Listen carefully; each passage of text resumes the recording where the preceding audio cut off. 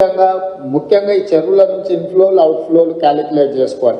అదేవిధంగా సిటీలో ఎక్కడైతే ఎంక్రోచ్మెంట్స్ ఉన్నాయో, ఎక్కడైతే నాలాలు ఉన్నాయో చెరువులకు వెళ్ళడానికి, వాటిని ఎక్కడైతే బాటిల్ నెక్స్ కబ్జాలకు లోనైనో ఖచ్చితంగా కబ్జాలను తొలగించాల్సిందే. ఎంత వారున్నా ఎవరున్నా ఆ విషయంలో కఠినంగా వ్యవహరించాల్సిందే. కబ్జాలు పెట్టేటోళ్ళు 10 మంది ఉంటే ఈ 10 మంది వల్ల 10,000 ఇళ్ళు కాలనీలలో నీట మునుగుతున్నాయి. వాళ్ళు జీవితకాలం కష్టపడి సంపాదించిందంతా టీవీలు, ఫ్రిడ్జులు, మంచాలు, పిల్లల చదువులు, పిల్లల సర్టిఫికెట్లు, వాళ్ళ సంపద మొత్తం నీళ్ళలో మునుగుతుంది. మనం ఏమి ఇచ్చినా కూడా వాళ్ళకి అంత సహాయం చేయలేము. కాబట్టి దయచేసి ఈ విషయంలో అధికారులు స్పష్టతతో కూడుకున్న నిర్ణయాలు తీసుకొని ముందుకు వెళ్లాల్సిందే. ఇప్పుడు వరదలు తగ్గినాయి కాబట్టి ఇమ్మీడియట్గా పారిశుద్ధ్య కార్యక్రమాలు పనులను ఇమ్మీడియట్గా టేకప్ చేయాలి. మొత్తం ఎక్కడెక్కడైతే చెత్త పేరుకుపోయిందో చెత్త క్లీన్ చేయడంతో పాటు శానిటేషన్ పనులను కూడా మీరు తక్షణమే అడ్రస్ చేయాలి. మెడికల్ అండ్ హెల్త్ వాళ్ళు కానీ మిగతా డిపార్ట్మెంట్లు అందరూ కూడా కోఆర్డినేషన్తో మీరు అందరు కలిసి ముందుకు వెళ్లాల్సిందే. వీటన్నిటి రిలేట్ ఏదైతే నివేదికలు ఉన్నాయో డిజాస్టర్ మేనేజ్మెంట్కి ఎప్పటికప్పుడు మీరు నివేదికలు పంపించండి. అదేవిధంగా గతంలోనే ప్రభుత్వం జీవోలు ఇచ్చింది. మనుషులు చచ్చిపోతే ఎవరు చచ్చిపోయినా 5 లక్షల రూపాయల నష్టపరిహారం ఇవ్వడానికి ప్రభుత్వం నిర్ణయం తీసుకున్నది. ఎక్కడెక్కడైతే హ్యూమన్ లాస్ ఉందో వాటన్నిటిని కూడా రికార్డ్ చేసి పోలీస్ అధికారులకు కూడా కమిషనర్స్ అండ్ పోలీస్ డిపార్ట్మెంట్ కూడా నేను ఇన్స్ట్రక్షన్స్ ఇస్తున్నా. అట్లా పోయిన వాళ్ళందరినీ ఇమ్మీడియట్గా ఎఫ్ఐఆర్ చేయండి. కొన్నిసార్లు ఆలస్యంగా వస్తారు. వాళ్ళు ఒకసారి ఫీల్డ్ వెరిఫికేషన్ చేసి ఎఫ్ఐఆర్లు కడితే రేపు ఇందులో వాళ్ళకి నష్టపరిహారం ఇవ్వాలంటే కూడా ఇవన్నీ అవసరం.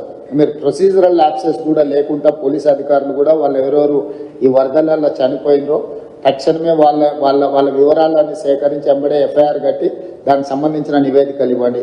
అదేవిధంగా పశు సంపద ముఖ్యంగా మేకలు కానీ పశువులు కానీ, మేకలు ఇవి చచ్చిపోతే 5,000, ఆవులు బర్రెలు ఈ పెద్దవి ఏవైనా చచ్చిపోతే మనం 50,000 రూపాయలు ఇస్తున్నాం అంతేనారు.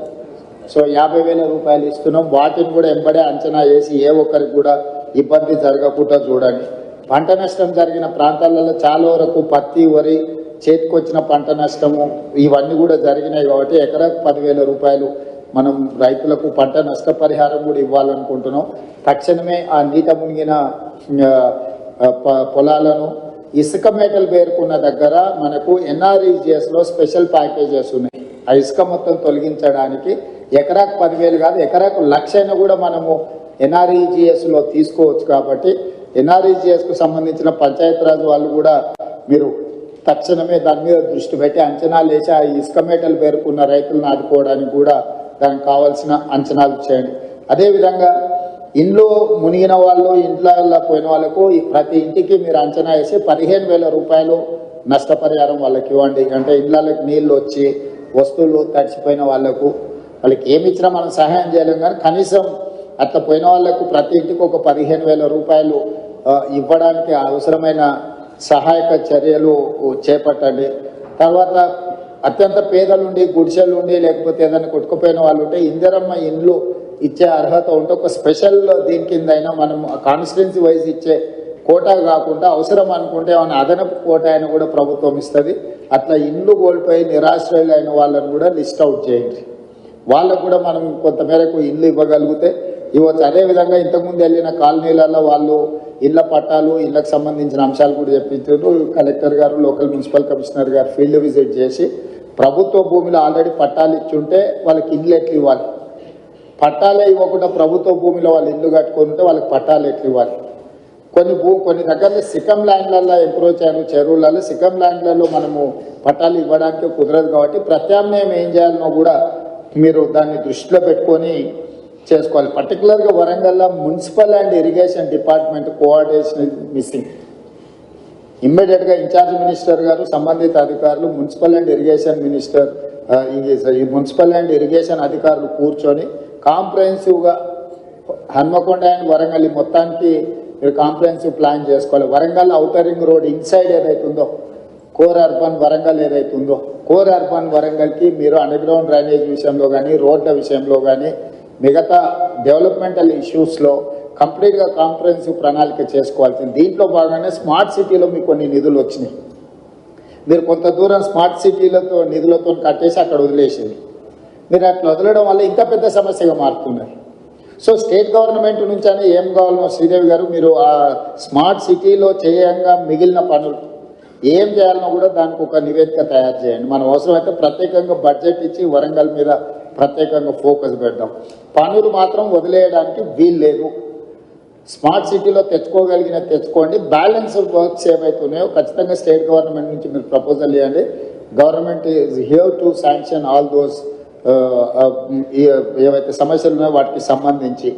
అదేవిధంగా ఇప్పటివరకు ఆ స్మార్ట్ సిటీలో మీరు ఫండ్స్ క్లెయిమ్ చేసిందా చేయలేదు, ఎందుకంటే లాస్ట్ టైం ఎక్స్టెన్షన్ తీసుకొచ్చినాం 1 year వరంగల్ స్మార్ట్ సిటీ. ఇప్పుడు దానికి సంబంధించి కూడా మీరు ఏమేమి చేయాలనుకుంటున్నారో వాటన్నిటిని కూడా మీరు ఖచ్చితంగా ఎంబడే టేకప్ చేయాలి. ఈ మీటింగ్ అయిన తర్వాత నేను ఫస్ట్ కలెక్టర్స్ రివ్యూ మీటింగ్ పెట్టుకోండి. డిపార్ట్మెంట్ హెడ్స్కి నేను సూచన ఏం చేస్తున్నా అంటే head of the department, Panchayati Raj principal secretary, irrigation principal secretary, MAUD principal secretary, ఇక్కడ ఆల్మోస్ట్ అందరు ఉన్నారు. ఫస్ట్ మీ లెవెల్ ఒక రివ్యూ తీసుకొని గ్రౌండ్ లెవెల్ ఒక కోఆర్డినేషన్ ఆఫీసర్స్తో ఒక కోఆర్డినేషన్ ఆఫీసర్స్ కమిటీని ఇచ్చేసి వాళ్ళు కలిసి ఫీల్డ్ విజిట్ చేయాలి. కలెక్టర్లను కూడా అందులో భాగం చేసి కలెక్టర్ల ద్వారా నివేదికలు తయారు చేస్తే మనం ఏం ఫండ్స్ ఇవ్వడానికి ఉంటుందో మనకు స్పష్టత వస్తుంది. మీరు ఒక నివేదిక తయారు చేసుకున్నాక ఏ జిల్లాకు ఆ జిల్లా, ఫర్ ఎగ్జాంపుల్ వరంగల్ జిల్లా, ఉమ్మడి వరంగల్ జిల్లా ఇన్ఛార్జ్ మంత్రిగా ప్రజాప్రతినిధుల అధికారులతో ఇమ్మీడియట్గా రివ్యూ తీసుకొని ఆ నివేదికలు తయారు చేస్తే గవర్నమెంట్ ఆఫ్ ఇండియా నుంచి ఫండ్స్ ఎట్లా తెచ్చుకోవాలా, స్టేట్ గవర్నమెంట్ నుంచి ఏం ఫండ్స్ ఇవ్వాలనేది రెండింటి మీద కూడా మేము క్లారిటీ ఇచ్చి దానికి కావాల్సిన నిధులు మంజూరు చేసే కార్యక్రమం తీసుకుంటాం. ఇక ముందు ఈ క్లౌడ్ బస్ట్ అనేది పర్మనెంట్.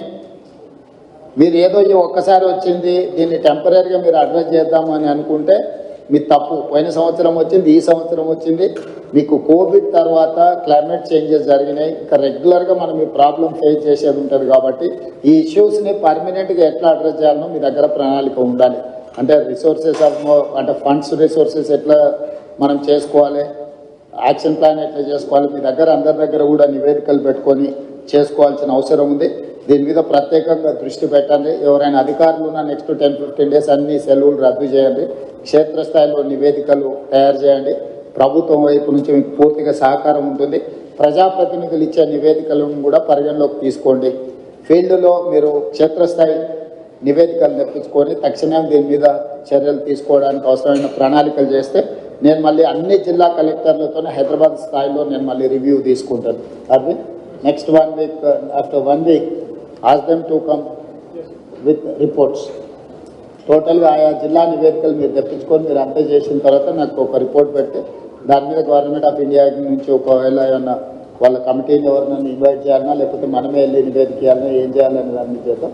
రెవెన్యూ మంత్రి గారు మీరు పర్సనల్గా దీన్ని దృష్టిలో పెట్టుకొని చేయాల్సిందిగా కోరుకుంటున్నాం.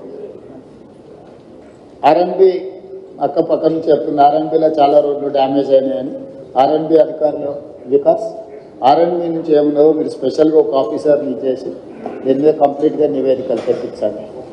లోకల్ ఏ ఇష్యూస్ ఉన్నా కూడా ఒకసారి దీన్ని టోటల్గా నివేదికలు తెప్పించి పనులు పూర్తి చేయాల్సిందిగా కోరుకుంటూ, అధికారులు ఎవరు నిర్లక్ష్యం వహించినా ప్రభుత్వం దాన్ని సీరియస్గా పరిగణలోకి తీసుకుంటుంది. దయచేసి నిర్లక్ష్యం అనేది వదలండి, క్షేత్రస్థాయిలకు వెళ్ళండి. కలెక్టర్లు కూడా ఫీల్డ్ విజిట్లు చేయాల్సిందే. నేను కలెక్టర్లు చీఫ్ సెక్రటరీ గారు కూడా చెప్పిన మీ ఏసీఆర్లు రాసినప్పుడు మీ ఫీల్డ్ విజిట్స్ కూడా వన్ ఆఫ్ ద క్రైటీరియా. మీరు అనుకోవచ్చు ఫీల్డ్ విజిట్ చేయకపోతే ఎక్కువ అయితే ట్రాన్స్ఫర్ చేస్తారని.